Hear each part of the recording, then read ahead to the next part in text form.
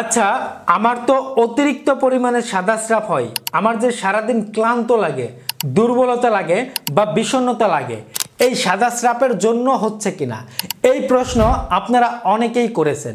আমি খুবই সংক্ষিপ্তভাবে সাদা স্রাব এবং অতিরিক্ত দুর্বলতা এইটার বিষয়ে আমি আপনাদের সাথে আলোচনা করব।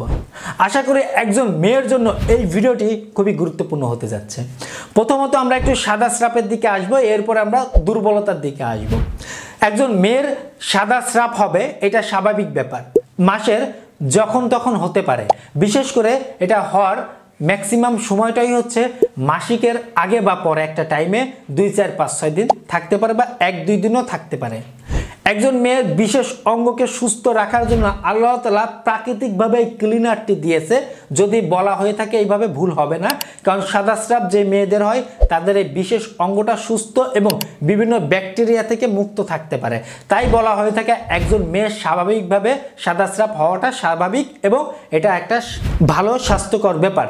তবে এই সাদা স্রাব অনেক মেয়েদের জন্য ভালো জিনিসটা উল্টে যায় খারাপ তখনই হয় যখন এটা মাসের ম্যাক্সিমাম টাইম লেগে থাকে এবং যখন হয় একটু বেশি পরিমাণে হয়, প্লাস যখন হয় তখন একটু ভিন্ন কালারের হয়, দুর্গন্ধ ছড়ায়, ইচিং বা চুলকানি হয়ে যাচ্ছে, এমন সমস্যাগুলো দেখা দিচ্ছে।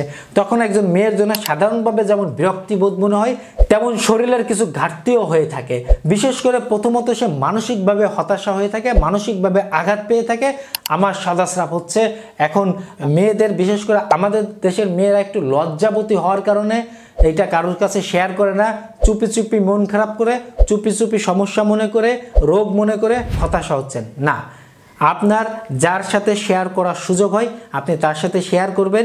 তিনি যদি বোঝে ভালো কথা, না বুঝলে একজন চিকিৎসকের পরামর্শ নেবে। যদি রেঞ্জের মধ্যে থাকে কোনো চিকিৎসার প্রয়োজন নাই, যদি এই সমস্যার মধ্যে চলে যায় তখন একটু ওষুধের প্রয়োজন হতে পারে। বিশেষ করে কিছু নিয়ম কানুনের ব্যাপার হতে পারে, যেমন বেশি করে পানি পান করা, যেমন পর্যাপ্ত পরিমাণে ঘুমানো, শরীরে টক্সিন না জমা, তেল ঝাল মশলা বারংবার ভাজা খাবারগুলো বেশি পরিমাণে না খাওয়া, বিশেষ করে বাইরের প্রসেস ফুডগুলো না খাওয়া, এদিকে একটু নজর দিতে হবে। শরীরের জন্য অতিরিক্ত কড়া বা টক্সিন বেড়ে না যায়, এদিকে আপনাদের নজর দিতে হবে।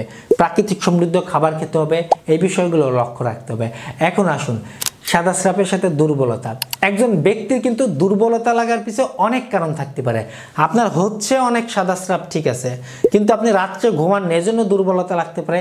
আপনার শরীরে কোনো রোগ আছে এজন্য দুর্বলতা লাগতে পারে, বা আপনি পর্যাপ্ত খাবার খাচ্ছেন না এজন্য দুর্বল লাগতে পারে, খাবারের তুলনায় পরিশ্রম বেশি হচ্ছে এজন্য দুর্বল লাগতে পারে। তো বিভিন্ন কারণে কিন্তু আপনার দুর্বলতা লাগতে পারে। এমনকি সাদা স্রাবের কারণেও আপনার দুর্বলতা লাগতে পারে যদি সেটা রোগের মধ্যে চলে যায়। কিন্তু এই মাঝে মাঝে বা যেটা রেঞ্জের মধ্যে আছে এইভাবে হলে আপনার দুর্বলতা কখনোই লাগবে না। এটা আরও আপনার মিজাজ ভালো থাকবে, প্রফুল্ল মিজাজে থাকতে পারবেন।